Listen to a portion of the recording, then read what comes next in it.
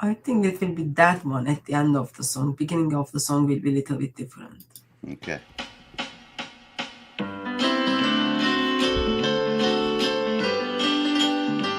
I'm Muhammad, I'm a prophet because I said so.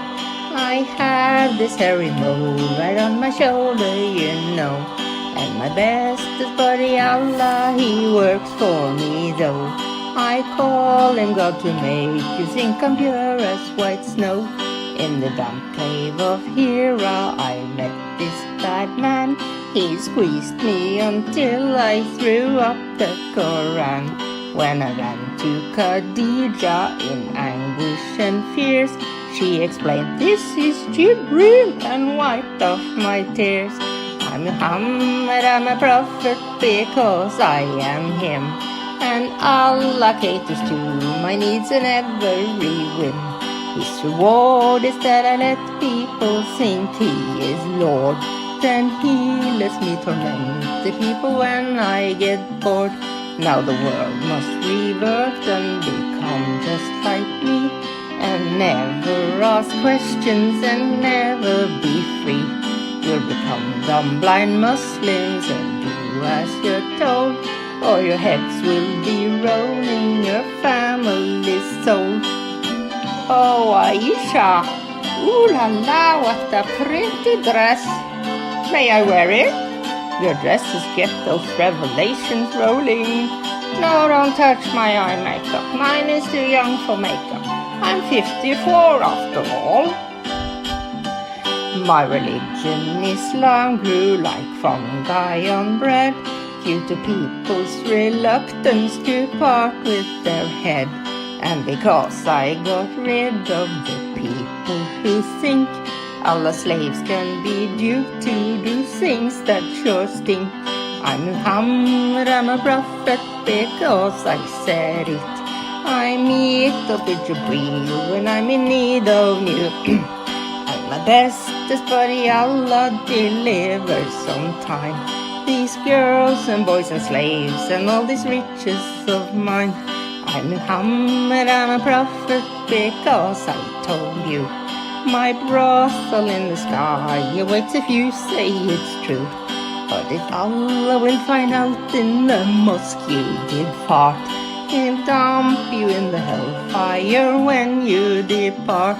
He'll dump you in the hellfire when you depart. Oh, Aisha, I still feel the pain after the food I ate in Khaybar. Allah is cutting my aorta.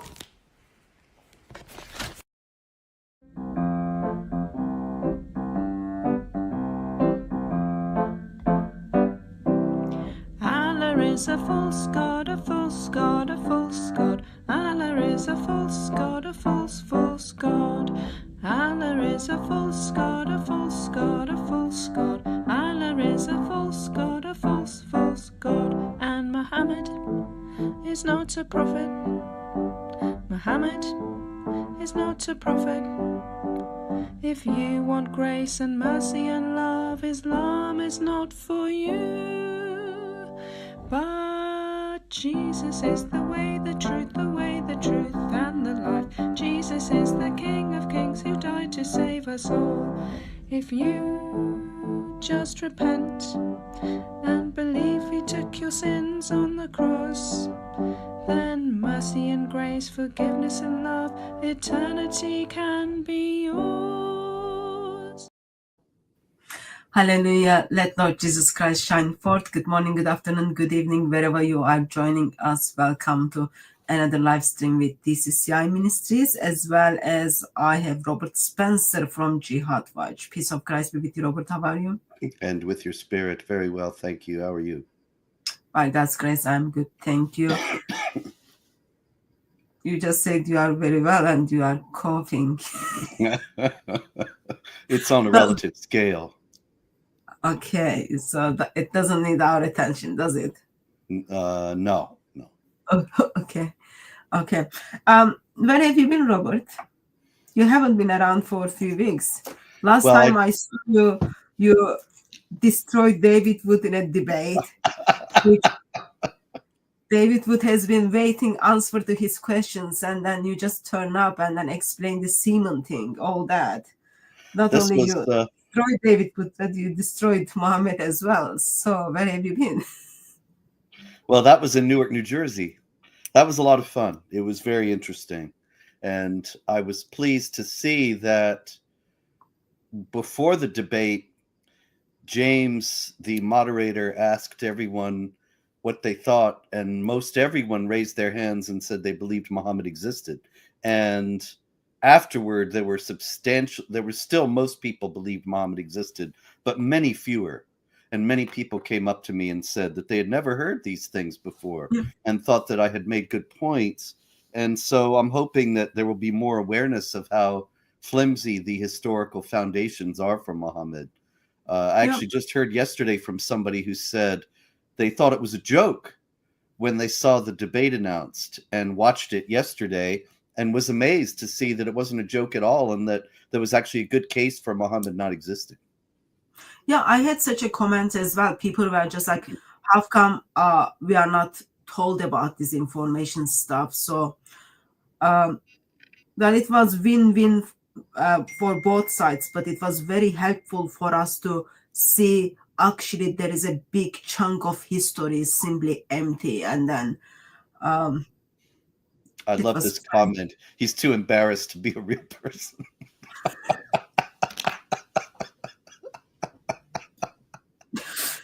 That's wonderful. That's exactly it. I don't know. It makes sense to me, like why Muslims wouldn't want to debate on that. Yeah, they never will. We actually, David and I debated. I said this during the debate in Newark. About 10 years ago, we debated Anjem Chowdhury and Omar Bakri about this question. But they had no case at all. They just said, oh, of course Muhammad existed. It's in the Quran. Well, there you are. Yeah, that they might be thinking that's sufficient enough answer. Yes. When you have a debate with David in the past, he brought the same arguments. Clearly, he didn't study much about it. He knew you would humiliate him. Well, it was a lot of fun. I think we both made our case, and I think that, excuse me, David said the same things that he said when we debated it many years ago, because there really isn't anything else to say. There's no way that he could possibly answer any of the points that I made about the lateness of the material about Muhammad, or the fact that it comes from the 9th century rather than the 7th, that in the 7th, there's no mention of him even from places where where you think that there would be, like when people are talking about the conquerors and why they conquered and what they're doing and who they are. And even then, they don't mention Islam, Muhammad, or the Quran. And so there's no answer to those things. And Muslims have no answer. David knows there's no answer. The only case they have is that nobody would make up stories that are so transparently crazy. And of course, that's easily answered, that what's crazy to us is not crazy necessarily to people in those times and places. Yeah, and you clarified some of them, like how Muhammad and his, I don't even know how to verbalize that, but all these semen things. If those of you who haven't watched the debate, please watch it. It is there are amazing informations. Simply sitting down with a Muslim and then asking, what is your source for this? How come we don't have these details early? Very, very helpful. Please check them out. If you don't want to watch debate, if you like the reading, get Critical Biography of Muhammad by Robert Spencer from Amazon. That's like another good source. On that, we are dealing with the Quran, the very word of Allah, and you did huge contribution to the world, not only Islamic world, but also to whole world, by putting together the critical Quran with amazing footnotes. And we so far did until Surah 4 verse 34. We are going to pick up from Surah 4 verse 35. I just noticed my title of the video is wrong, but that's okay. I will fix it at the end. And those of you who are joining us in the chat as we discuss those topics, if you want to get our attention and then comment on the things we are discussing, please put @ in front of DCCI Ministries, and then we get to give you we give you time for your comments. We take your comments and your questions on it. Are you okay for me to simply pick up from 35? Yes, thank you. Okay. So this is Surah 4, verse 35. And if you fear a breach between the two, appointed an arbiter from his people and arbiter from her people. If they want to change, Allah will make them of one mind. Indeed, Allah is ever the knower and the aware. And serve Allah and ascribe nothing as a partner to him. Kindness to parents and close relatives and orphans and the needy and the neighbor who is related and the neighbor who is unrelated and the traveler and the wayfarer and those whom your right hand possess. Indeed, Allah does not love those who are proud and boastful, who hoard notice that there's something to note there. Excuse me. Kindness to those whom your right hands possess. That those, of course, are the slave women that have been captured that we saw mentioned before. And this is why the Quran is a justification for the behavior we've seen from ISIS, from Boko Haram, from Hamas, from many others, that they capture women and use them as sex slaves. And here the Quran tells them to be kind to the slaves. But notice it doesn't ever say free them or don't treat them as slaves. It's taken for granted that they can own these women. It's not ever said you shouldn't do this. It's taken for granted that it's just a fine thing to do and perfectly reasonable way to behave. Would you be kind enough? I know Allah is very kind as well, but would you be kind enough and then kind of give me example of how can you be kind to your right hand possess according to Islam? Well, I remember in the what's that? Nothing comes to my mind like the way they can show kindness after kidnapping someone. Oh, there are plenty of ways. It's just simple things, really. Like I have a story in the history of jihad about a medieval Spanish jihadi who had a slave, and she was very beautiful, but she got him angry, and so he disfigured her face, like the acid attacks that we see nowadays in Iran, Pakistan, and London and elsewhere, that women are disobedient and acid is thrown at them. This is something you could not do. And then that would be kindness to those whom your right hands possess. I don't know. You just took someone's freedom from them. And well, sure. But that's the way, that's Allah's will. What are you going to argue with Allah's will? But you don't have to abuse them further. You can just use them in the way that Allah says is okay. You don't have to be unnecessarily cruel, in other words. And also it might be helpful to point out those certain individuals who says, I am proud of it. Reminder to them, Allah does not like those who are proud, right? Yes, that's true. But this is important to note, because many times we see Islamic apologists talk about slavery, and they talk about how kind the Islamic owners of slaves were to the slaves, as opposed to supposedly how American slavery worked. Now, that may be, but the fact is that this is the basis for that kind of an argument, that yes, they had slaves, but see, Allah tells them to be kind to them, so it's okay. Okay, verse 37. Who hoard their wealth and urge others to be greedy and hide what Allah has bestowed upon them of his beauty. for his bounty. For unbelievers, we prepare a shameful doom. And those who spend their wealth in order to be seen of a man and do not believe in Allah or the last day. Whoever takes Satan for a comrade has had a bad comrade.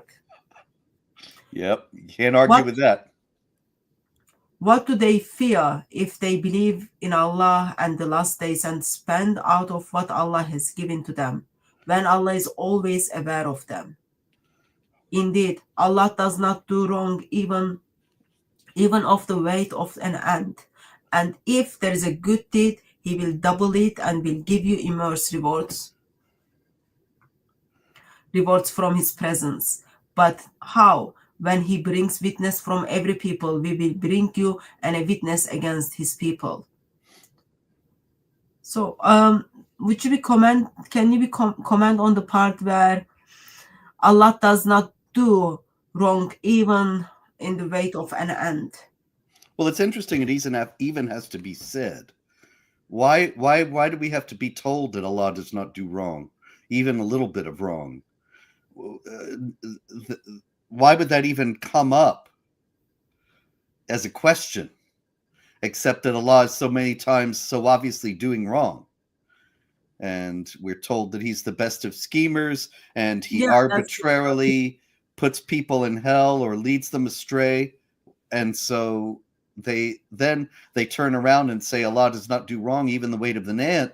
It's like saying Allah the compassionate, the merciful. When we see all these things for page after page about how He's not compassionate or merciful, they have to keep telling us, well, you see, He's actually compassionate and merciful. It's as if we have to deny the evidence of our own senses. Yeah, as I was reading the verse, Allah is the best of the deceivers. Then why He says I don't do anything wrong? Well, the deceiving, if He does it, I mean, it's sort of a tautological phrase, really, because if He does it, it's okay. Allah is above the law, so anything He does is right. Like, in 564, the Jews say Allah's hand is chained, and may their hands be chained. But the idea is that Allah's hand is not chained. That is, He can do anything that He wants, and that means do evil things, do good things, whatever. To deny that would be to limit His all-encompassing power. And so to say that He doesn't do wrong, it's contradictory to that. Yeah. Verse 42. On that day, those who disbelieve and disobey the messenger will wish that they were level with the ground, and they can hide no fact from Allah.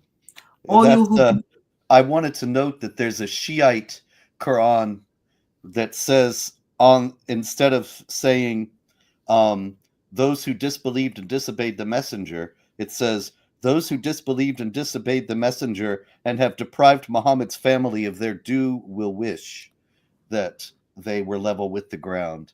You see, so it's a passage about rejecting Muhammad's family, the household of Muhammad that is supposed to be ruling the Muslims, according to the Shiites. So you are telling me Surah 4 verse 42 is different in Shia, between two Muslim groups, Shias and Sunnis? Yes, some Shia. There are some Shia that accept the Sunni Quran, but some Shia say the Sunni Quran has been tampered with, and some Shia say the Sunni Quran has been tampered with, but we'll accept it and distribute our own verses in secret. But there are some Qurans that actually have all the Sunni versions, the Sunni versions of various verses. And so there is a manuscript of the Quran from Shiites that says, on that day, those who disbelieved and disobeyed the messenger and have deprived Muhammad's family of their due will wish they were level with the ground, and they can hide no fact from Allah. And so it's about depriving the household of Muhammad of their rights to rule the Muslims.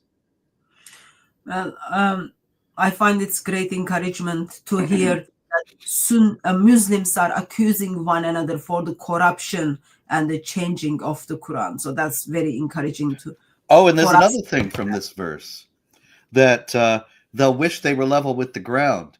It reminds me of that story of Muawiyah. You know the story of Muawiyah and his father Abu Sufyan, and Abu Sufyan, of course, was the Quraysh chieftain who fought Muhammad and finally surrendered and became a Muslim. And Yes. Muawiyah was a small child, and he converted to Islam at the time that his father did. But right before that, Muhammad was standing across from the Quraysh at a battle, and he's calling down curses from Allah on the Quraysh, and Abu Sufyan throws Muawiyah face down on the ground so that when Allah passes by, he won't see who he is and curse him. Because he's face down, you see, so he doesn't know who the kid is. Doesn't look very good at all. It reminds me also of a story I heard from the war in Iraq that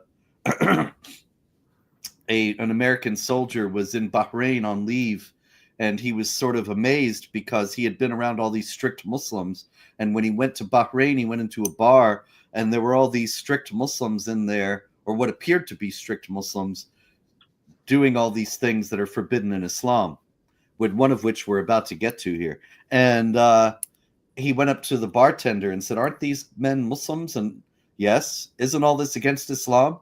Yes. And so what's going on? And the bartender just pointed up to the ceiling.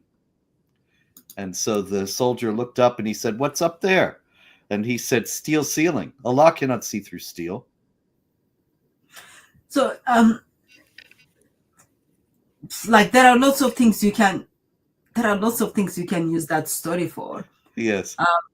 But if with the first hearing, it just gives the impression that they stole the story of Moses when God passes by. Let me Yes. see. Yeah, they kind of transformed that to Islamic version, and then they are talking about how Allah is capable to enter the world. But they're limiting Allah's power he's- because they're saying he can't tell which kid this is if he's face down on the ground. Well, there is nothing wrong. Allah is not all knowing, but he's got like eyes problem, like in his glasses. Yes, and gloves for his two right hands. Yeah, he's got like problem with his hearing because he needs to come down to hear people's prayer. Mm-hmm. He's got problem with seeing, and then he's got problem with knowing. Yep. Yeah. And it's a shame that he has to buy two pairs of gloves all the time because he has to throw away the left ones and use both right hand ones. I just feel that was a very racist comment towards Allah. Maybe What race is Allah? I am sure there is something in it. I don't know, but racist card always works. Yes, it does. I'll do something about that story. Okay. We were in 43. Start with 43. O you who believe, do not draw near to prayer when you are drunk, until you know until you know what you are saying. Know when you are unclean, except when you are traveling on the ground, until you have bath. And if you are ill or on a journey, or one of you has just relieved himself, or you had a contact with a woman, you find no water, then go to clean high ground and rub your face and your hands. Indeed, Allah is paying and forgiving. And Allah is benign, forgiving. So look, benign means he's kind and gentle and sweet. Oh, bless his heart. He just told like earth is like woman is dirty than earth. And then he said after that, like he's kind.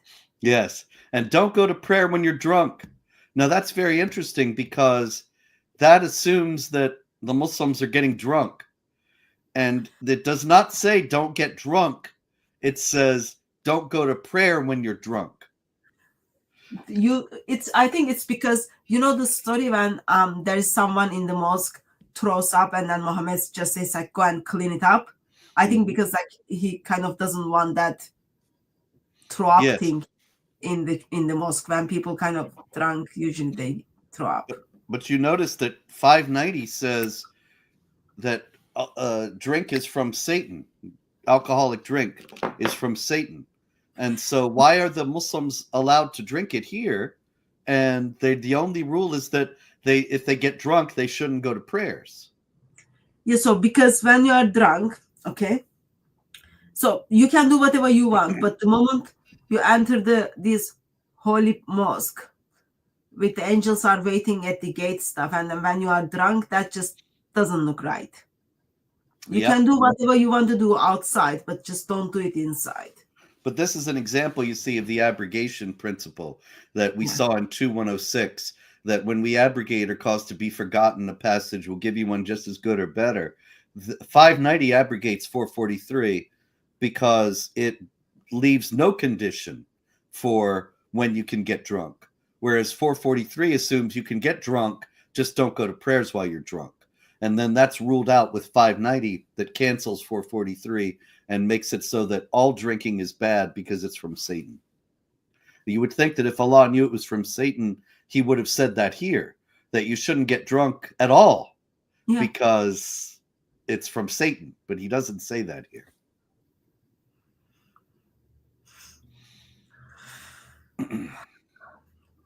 Why God sees woman like earth is much cleaner than woman? What kind of like anyway, verse 44. Don't you see those to whom a portion of the book has been given, how they purchase error and try to make you stray from the right way? Allah knows your enemies best. Allah is sufficient as a guardian, and Allah is sufficient as a supporter. Some of those who were Jew change words from their context. They say,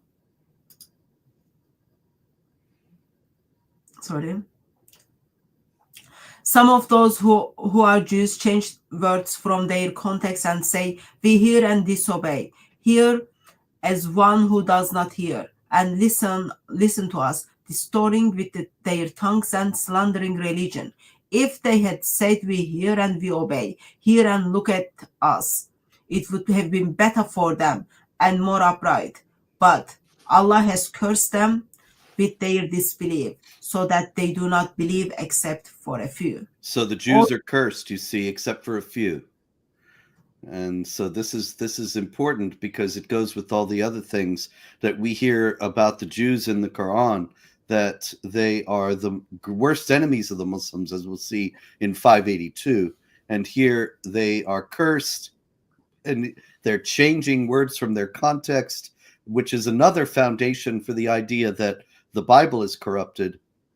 But it seems clear from the context here that they're talking about the recitation of scripture, excuse me, and not the writing of it. It doesn't say that they are writing it wrong, but just that they're reciting it wrong. It says their tongues. Yeah, precisely. Quick question. It says Allah knows your enemies best, but earlier you just told us story. Allah wouldn't even know if the child's face is down. How that work? Well, it doesn't. It's just one of the many contradictions in this material.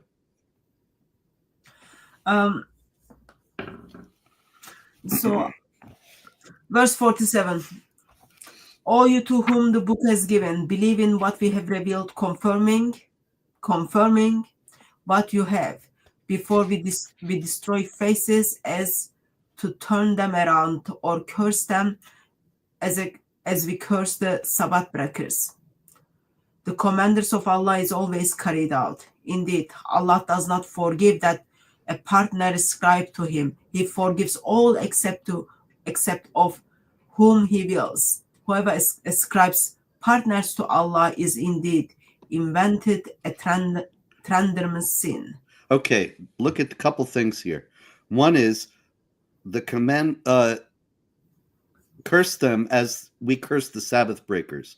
That is by changing them into apes and pigs, as we saw in Surah 2, and we'll see again in 5 and 7, that the Sabbath breaking Jews were transformed into apes and pigs. So when he says, "Oh, you to whom the book has been given," that is the Jews and Christians, "believe in what we've revealed, confirming what you have," that's the Quran that confirms the Torah and the gospel, "before we destroy faces so as to turn them around or curse them as we curse the Sabbath breakers." So he's saying you better believe in the Quran or we'll make you into apes and pigs. So this is just a plain threat that you would think that he would be able to say, believe in the book we've revealed because it's so full of wisdom and wonder and guidance. But instead he's saying, believe in the book we've revealed or else we'll make you into animals. Yeah. So other thing is, like, I noticed it's not only Allah is cursing them, but Allah wants Muslims to curse them too. Yes. Curse them as we curse. That's right. Yeah. And then in 48, Allah does not forgive that a partner be ascribed to him. He forgives all except that of whom he wills. So the of whom he wills is a big caveat, because he's saying he forgives anything except associating partners with Allah for those he wants to forgive. In other words, there's some people he decides not to forgive and they're out of luck. But he forgives all except that. So that means this is the basis for the idea that shirk, associating partners with Allah, is the worst sin of all. It's worse than murder, worse than rape, worse than anything you can name, because Allah forgives everything else except this, at least for those whom he wants to forgive. So I am assuming you don't follow the Dawa drama, do you? Probably no. You are busy Dawa writing. drama? No, Yeah. you mean all the... I saw that David was telling me the other night on This Week in Jihad that there was a big fight between Daniel Hakikaju and Jake. Is that what you mean? Did you do This Week in Jihad this week? I didn't get notification. Yeah, it was really This Coughing in Jihad, but This Week in Coughing, I guess, is better. But it's still, we had it this Wednesday, and David was telling me about it, and I had actually already seen some of it, but yes, apparently it's a very elaborate argument. I didn't get the notification for your live stream, so it goes with this, like how Muslims are partnering things with Allah, like individuals who came together to debate with you and with Brother Rashid. Now they are hating one another and then calling one another shirk apologists. Like,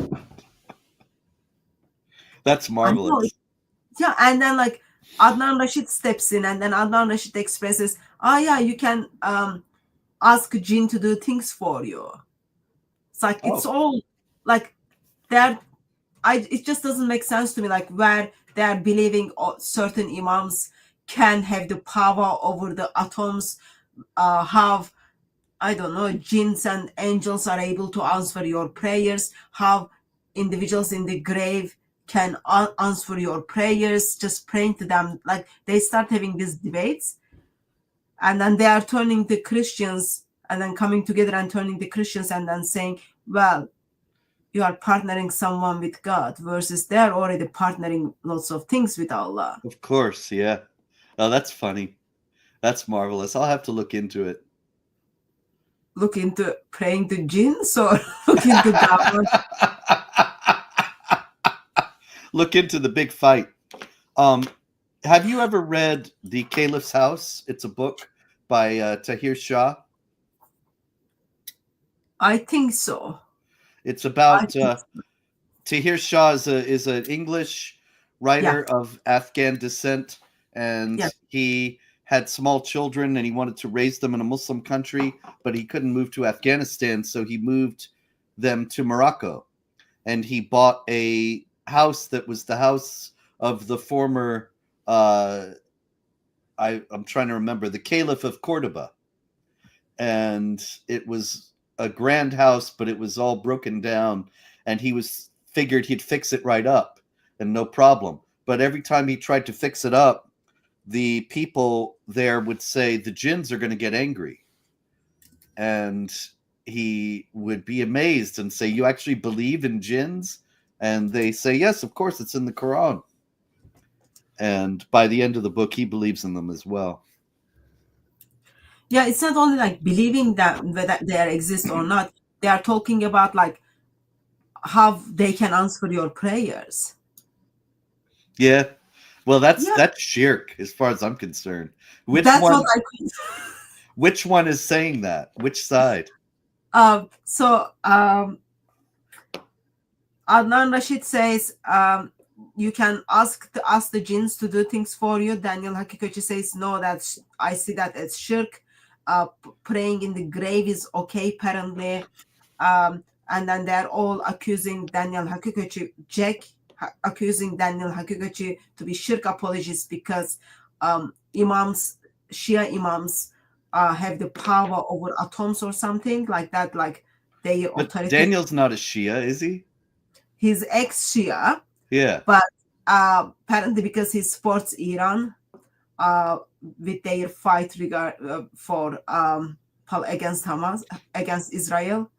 So they are kind of, if you are you are so because he's apparently Adnan Rashid said he's gentle towards them. Oh. Yeah, That's see, what, you have to be harsh and ruthless. That's what the Quran says. yeah, and in their discussion, like they were discussing whether like they have power over atoms independently from Allah or not. But like there are those small terms can make it like shirk or shirk akbar. It was all like a couple of years ago. It was all shirk, and now you've got like shirk akbar. It's all So different. Yeah. there's lesser shirk and greater shirk now. Yep. Okay. Yeah. If you yeah. Anyway, so that's 48 verse 48 reminds me how Muslims are ascribing partners with Allah. Yes. They will never be forgiven, yet they turn to Christians and then they claim that we are ascribing something with God versus no, we worship trying God. No, we are like not adding anything in there to be partner with anyone at all. That's wonderful. But consistency is not their strong suit. Nothing is their strong suit. Haven't you seen those who praise themselves for their purity? No, Allah purifies those whom He wills, and they will not be wronged, even to the extent of their hair upon the date stone. So, how they invent lies about Allah, that is in itself flagrant sin. I think that's like shirk, not shirk akbar. Haven't you seen those whom a portion of the book has been given, how they believe in Jibt and Taghut. Jibt is usually translated as idols, but this is once again, this is a consensus from Islamic tradition. It's not actually any real meaning of the word. No explanation of this word has ever been found, and the exegetes don't really know what to make of it. From their works, they have all these theories that it could mean idol or sorcerer or sorcery or Satan or priest, any number of things. So I just left it as Jibt with a note. Okay. I am confused now because I understood that Quran was clear book. No, it's not quite clear. Okay. And you couldn't make it clear either when you rewrite it.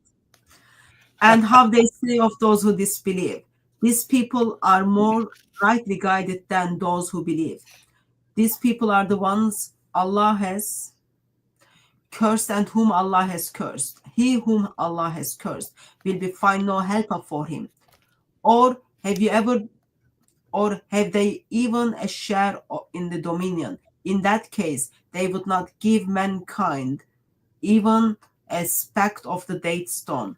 Or are they jealous of mankind because of what Allah has bestowed upon them out of His beauty? For we bestow upon the family of Abraham the book and the wisdom, and we give them mighty kingdom. And among them were those who believed in it, and among them were those who turned away from it. Jannah is sufficient for burning. Indeed, those who disbelieve our signs, we will expose them to the fire. As often as their skins are burned up, we will exchange them with flesh skins. so that they may taste the torment. Indeed, Allah is ever mighty and wise. Now, there's one of the passages that make you wonder, how could Allah say he's compassionate and merciful when he burns these people up? And often these are the ones he led astray, remember, that he decided, because actually they all of them, because he decides who believes and who doesn't. So you have him putting people in hell for nothing, and then burning their skins up and giving them new skins so that he can burn them again. And that's compassionate. He has to keep telling us he's compassionate because of passages like this that show that he's so obviously not compassionate. Out of fear, like when you read these passages, it makes sense, like out of fear, people will stuck into Islam. Oh, yeah, because if they believe it or if they suspect it might be true, then it's a very scary book. And it's got a power over them, but it's the power of fear. It's not liberation. It's not freedom. It's not salvation. It's not redemption. It's fear, that it's terror that makes a Muslim become obedient to Allah. Because the only thing he tells you throughout the book is, you have to do this or I will torture you forever. And his torture for forever is like, oh, the moment you kind of, okay, my skin is finished, my torture finished, Allah says, nope, I'll give you new skin, torture start from beginning again. Mm-hmm. Am I right to understand that according to verse 54, Allah is giving a book to Abraham? Yes, every Like prophet gets a book. We don't know what that book was, but every prophet gets a book. Like the gospel in the Quran is envisioned as a book that Allah gave to Jesus, not the good news about Jesus. And so Abraham has a book. Moses has a book, that's the Torah. David has a book, that's the Zabur, the Psalms. And Jesus has a book, the Gospels. And am I right to assume probably Muslims have no idea on the content of the manuscripts of this book Allah give it to Abraham? Right. They don't even think about the fact that it doesn't exist. It's just there. It's just, they assume that it confirms the Quran confirms it, that all the books say the same thing. Now you got to wonder why we needed all these different books if they all say the same thing, but that's the Quran's message. Verse 57. And as for those who believe and do good works, we will make them enter garden under which rivers flow, to remain in them forever. Those are pure companions for them, and we will make them enter abundant shade. Indeed, Allah commands you to destroy deposit for their owners, and if you judge between people, that you judge justly. Indeed, these admonitions that Allah gives you is excellent. Indeed, Allah is ever hearer, the seer. O you who believe, obey Allah and obey the messenger, and those of you who are in the authority, and if you do dispute concerning any matter, refer it to Allah and the messenger if you are believers in Allah and the last day. That is better and more fitting in the end. So note that now that people are coming out of the Hadith, now that all the information is coming out about the Hadith and about how untrustworthy they are, how contradictory, how late compared to Muhammad's life, how much they make Muhammad look embarrassing with all the terrible things that he does. There's a growing number of Muslims, particularly in the West, who say they're Quranists, they're Quran-only Muslims, because that way they figure they save themselves from all the trouble. They don't have to defend these ridiculous hadiths. But 59 makes that impossible because it says, obey Allah and obey the messenger. So that's two separate things. If you obey Allah, then you could say, well, if I obey the Quran, I'm obeying Allah. Well, then how do you obey the messenger? What does the messenger say? We have to go to the hadith for that. And so Quran-only Muslims, it makes no sense at all by the Quran itself, because you can't obey the messenger without knowing what he did, and you can't know what he did without reading the hadith. Yeah. So that's already shirk by itself anyway. I guess that's shirk, not shirk akbar. Yeah, Haven't that's minor shirk. haven't you seen those? Just watch the clip. You will find it's very funny and very concerning though, but it's funny. Haven't you seen those who pretended that they believe in what is revealed to you and what was revealed before you? How they go, how how they would go for judgment to Tahut when they have been ordered to renounce them. Satan would mislead them for astray. And when it is said to them, come to what Allah has revealed, and to the messengers you seen hypocrites turn from you with aversion. How would it be if a misfortune strikes them because of what their hands have not what their hands have sent before? Then would they come to you, swearing by Allah that they were seeking nothing but harmony and kindness. Those are the ones whom Allah knows the secrets of their heart. So oppose them and warn them and speak to them in plain terms about their souls. Notice that we have gone now 24 verses, 20 more than that. We started at 35, 27 verses, 28 verses, and it's all about how you have to believe this or you'll go to hell, and the unbelievers are so terrible and perverse.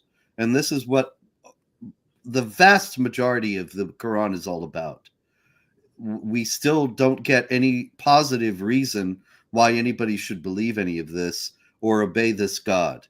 There's nothing in here that's uplifting or that is insightful or moves you or makes you think or anything. It's just threat after threat and insult after insult. I would disagree with you. Like the torturing details he's wearing, just that moves me to Islam. Yeah, that's good. Yeah, okay. it's so moving. Like so moving. We Well, send that's no a beautiful messenger, thing. we send no messenger except that he should obeyed by Allah's permission. And if when they had wronged themselves, they had only come to you and asked forgiveness of Allah and asked forgiveness of the messenger, they would have found Allah forgiving, merciful.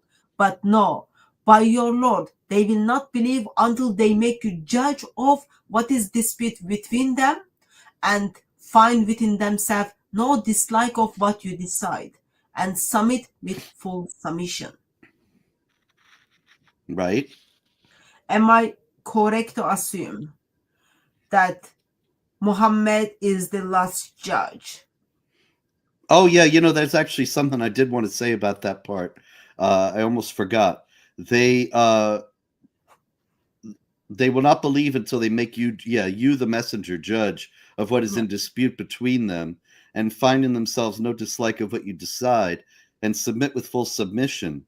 Now, there's in that same Shiite Quran that I mentioned a little while ago, it says this: instead of they will not believe until they make you judge of what is in dispute between them, it says they will not believe until they make you, Muhammad, and the family of Muhammad judge of what is in dispute between them. So the family of Muhammad is stuck in there to give the Shiite authority yet again. But how can Muslims use Muhammad as a judge today?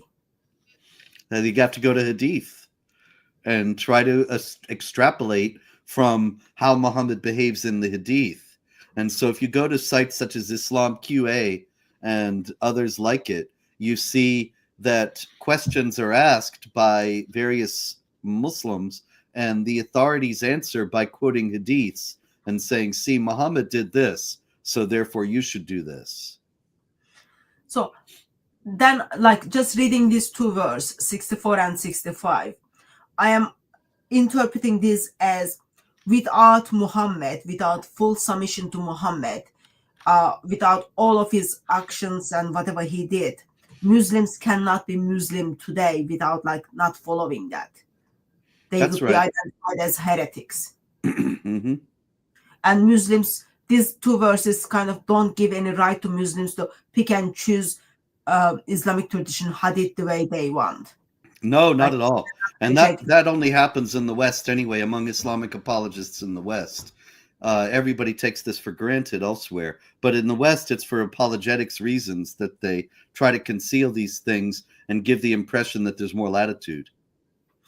Would you consider the part where Muslims need to go to Muhammad to ask for forgiveness as type of shirk? And no more than circumambulating the Kaaba is shirk, and kissing the black stone is shirk. You Not could shirk say, akbar. what's that? Not shirk akbar. Oh yeah, kissing the black stone has got to be shirk akbar. It's a meteorite that you're doing what is often considered to be an act of worship for. It's that's severe shirk. Verse 66.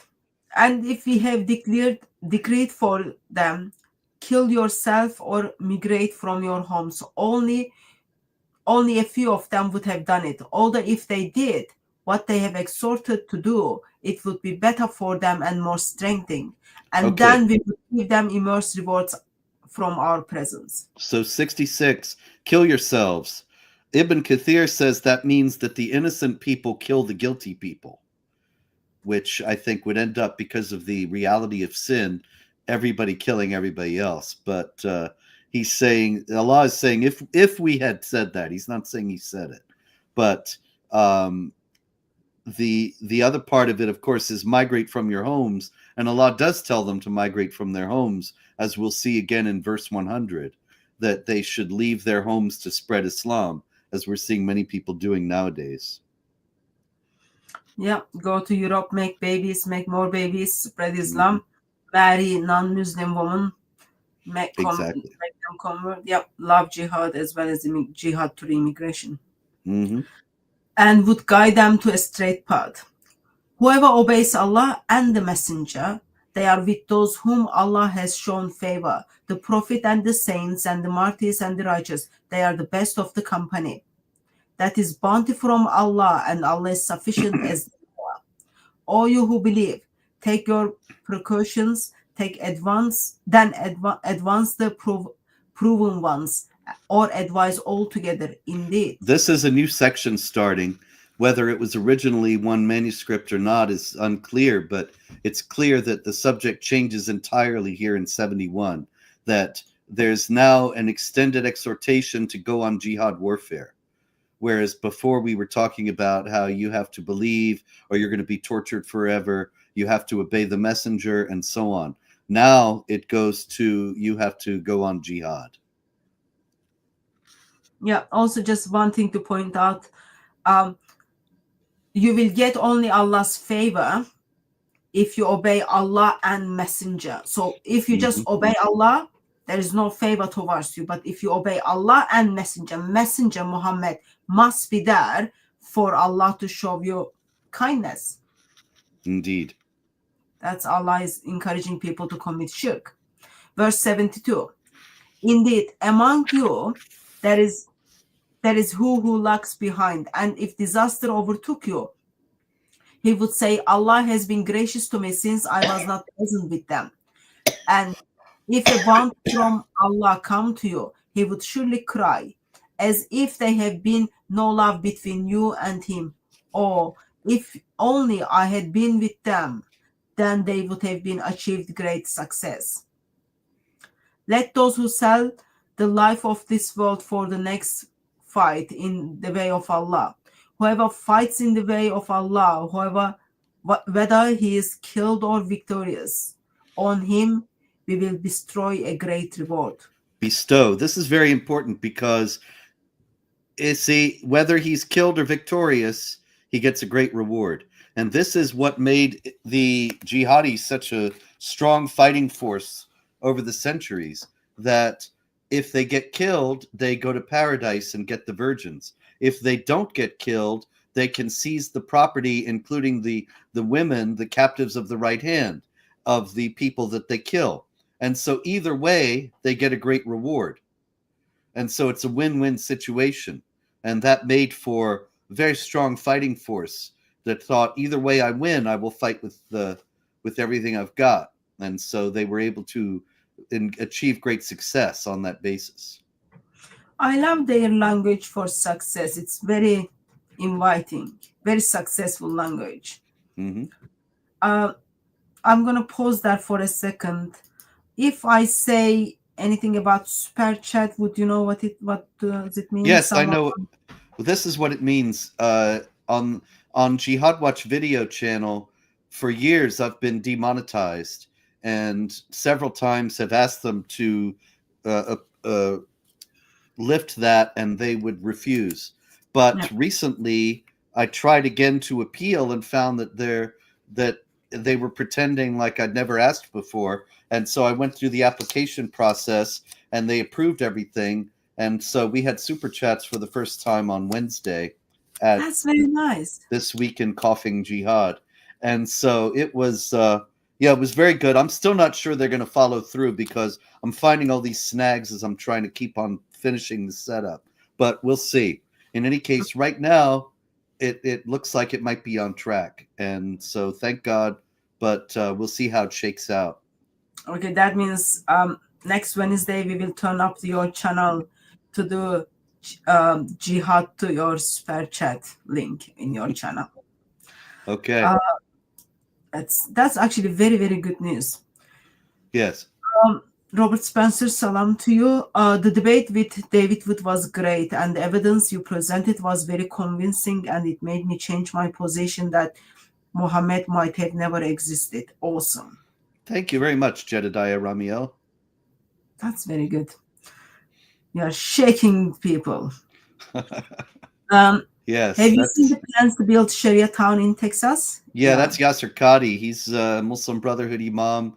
He knows there are holes in the narrative, but he's still going ahead.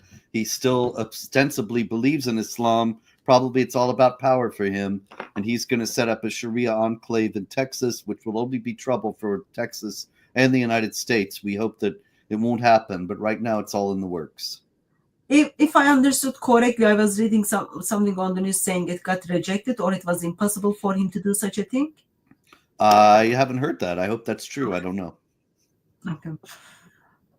So also when they were advertising this Sharia Texas, Sharia town in Texas, they were talking about non-Muslims can go there as well. I'm guessing they're talking about like come here as like sex slaves or whatever. No, they probably have They probably have to have non-Muslims, at least officially, allow non-Muslims to live there. And of course, some non-Muslims will go live there because they won't know any better, and then they will find what it's like to live in an Islamic society, and many of them will leave. But that's all going to have to be learned. All these lessons will have to be learned again because nobody will listen to those of us who know. Miriam, thank you for your generosity. Someone is identifying as Islamophobe, Robert Spencer. So this comment was just as we were beginning. He's talking about why don't you read the tafsir and criticize it? I think people are not happy that we are critiquing the Quran. They want us to criticize the tafsir. What do you think about that? Well, I think it's kind of silly because I actually referred to Ibn Kathir in his tafsir earlier in this show.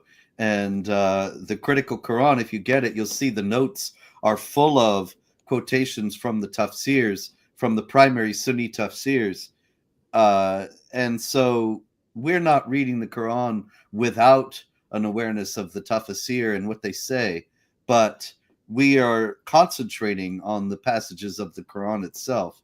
Because, of course, many more Muslims read Quran without reading tafsir. And so it's important to know for people who are non-Muslim what's actually in the Quran, and that's why we're doing this. I find this comment strange because someone just doesn't want to hear the word of Allah. They want to hear the word of scholars. So they are taking their scholars as God or more important than God. They want Shirk Akbar.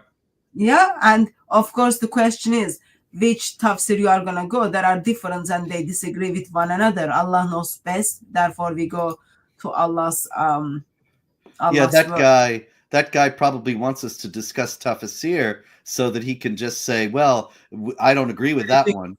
And so and then they give the impression that these things are in the tafsirs and not in the Quran, and then they deflect from what's the ugliness of the Quran itself. Wait a minute, you had a Mary Harb question. Oh It's yeah. gone now. Yes. Coming. Anyway, coming. it was a question from Phil. Yeah. Am I still debating Mary Harb, or has it already taken place? The last I heard, she was going to contact me, but I never heard from her. I wrote to her. Actually, no, she wrote back to me to say she's just going to pick up a date and then get back to us. She's just doing prep stuff. She's been busy with Christmas stuff, and I think now she's got no excuses. So we should have that soon. Okay. I'll chase whenever. Okay, I think we'll stop here. There was another comment I saw was saying if Sharia, okay, this one. If Sharia is so good, why do Muslims want to leave Islam? Very important question. Yes. If they love Sharia, why do they leave and come to the West? But of course they don't. Some come to the West because they want to escape Sharia, but some will come to the West because they want to fulfill what we'll see in verse 100 of this chapter, that they will receive a reward from Allah for emigrating for the sake of Allah. That is, bringing Sharia to a new land. So while they are running away from Sharia, their home country, so they want to get more barakahs, therefore they are coming here. Yes. They destroyed England. Mm-hmm. I think we stop there. Okay. We stop there, and then we will pick up 475 next time when we meet. Very good. Thank you very much for helping us to look deeper into Quran and then understand more of what Allah means to say, especially Ramadan is starting. There are lots of dangerous things are going to take place. So we want to equip by the word of Allah to know what is coming. So really appreciate that. Well, thank you very much. So Monday should be okay. I hope to see you then. Yeah, I'll see you on Monday by God's grace. And thank you very much, everyone who joined us in the chat. By God's grace, we will see you soon.